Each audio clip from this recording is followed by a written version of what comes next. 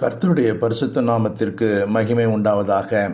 உபாகமும் 32ஆம் அதிகாரம் 12ஆம் வசனம். கர்த்தர் ஒருவரே அவனை வழிநடத்தினார். என் அன்பு சகோதரனே, சகோதரியே, கடந்த 4 மாதங்களாக கர்த்தர் ஒருவரே நம்மை வழிநடத்தி வந்திருக்கிறார். கொஞ்சம் திரும்பி பாருங்கள். நம்முடைய காரியங்கள் எல்லாவற்றிலேயும் கர்த்தருடைய கரம் கூட இருந்திருக்கிறது. அப்படி நம்மை வழிநடத்தின கர்த்தர் வருகிற மாதத்திலேயும் கூட நாம் சொல்லத்தக்கதாய் நம்ம நடத்தப் போகிறார். கர்த்தர் ஒருவரே என்னை வழிநடத்தினார். வருகிற மாதத்திலே கர்த்தர் ஒருவரே என்னை வழிநடத்தப் போகிறார்.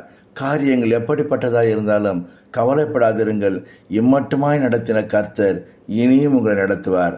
4 மாதங்களாக கர்த்தர் ஒருவரே நம்மை வழிநடத்தி வந்திருக்கிறார்.